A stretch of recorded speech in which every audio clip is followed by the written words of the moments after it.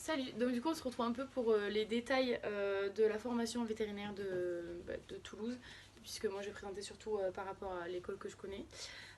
Donc du coup déjà la formation de base, c'est vrai que les 2 premières années elles sont très théoriques, donc ça va être notamment donc la première année c'est sur le physiologique, donc quand tout va bien chez l'animal on va avoir des matières comme l'anatomie, l'histologie, la biochimie.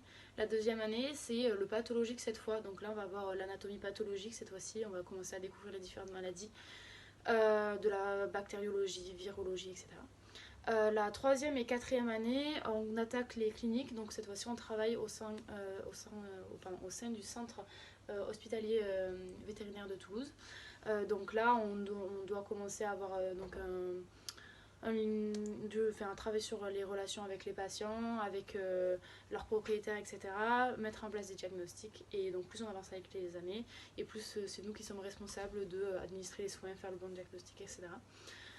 Ensuite, la dernière année, c'est il y a un an de spécialisation. Donc, on choisit soit on fait un semestre de canine, c'est-à-dire chien-chat, soit un semestre de bovine, donc là, c'est les animaux de production, où il y a possibilité d'ailleurs de faire un tutorat, c'est-à-dire de faire ces 6 mois, non pas à l'école, au sein des cliniques de l'école, mais dans une clinique qui est OK de nous accepter.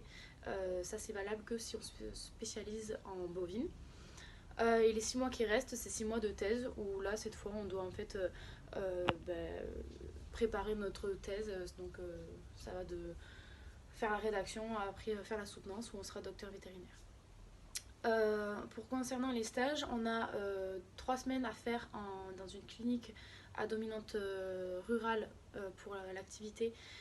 Ça, c'est la première année qui est suivie d'une semaine en exploitation. La deuxième année, on doit faire un stage de 8 semaines qui est souvent utilisé pour valider notre mobilité internationale puisqu'on doit partir au moins 6 semaines pendant notre cursus à l'étranger. Et donc pendant ce stage-là, en général, les gens en profitent pour partir à l'étranger, valider cette mobilité, et c'est un stage qui doit se faire dans un centre de recherche. Donc en général, les gens en profitent pour partir dans des réserves naturelles, observer des animaux à l'état sauvage. Donc moi je suis partie en Afrique du Sud pour observer une espèce d'antilope endémique sur place.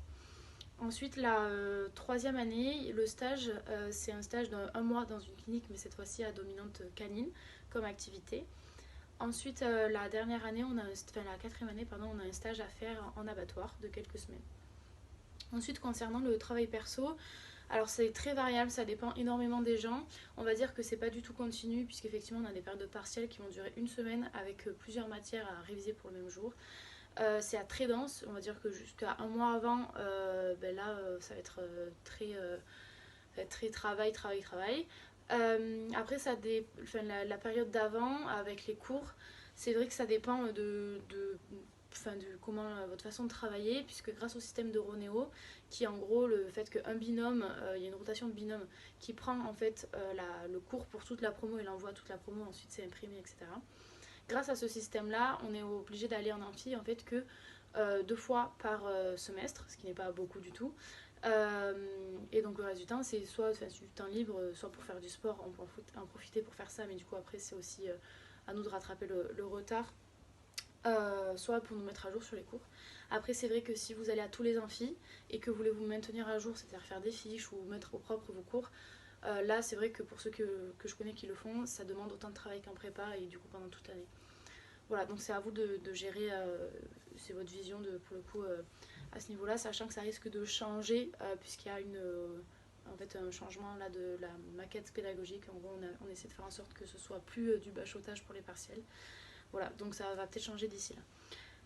Concernant ensuite donc la césure, nous contrairement aux écoles d'agro, c'est vrai qu'elle n'est pas du tout favorisée. Il y a un nombre limité de personnes qui peuvent partir, donc c'est vrai que c'est un peu plus compliqué. Voilà, après c'est toujours possible. Si vous êtes motivé, en tout cas, c'est possible. Et voilà, après au niveau des perspectives, je crois que j'avais tout dit dans la première vidéo. C'est vrai que globalement, c'est les vétérinaires praticiens qui vont sortir. Mais aussi de la recherche, et ça peut être aussi voilà, dans la sécurité sanitaire des aliments. Et après, il y a certains autres métiers qui se recoupent avec des métiers d'ingénieur agronome. Voilà, j'espère avoir été claire et je vous souhaite bonne chance et j'espère vous voir à l'école Veto si vous êtes motivé. Voilà, salut!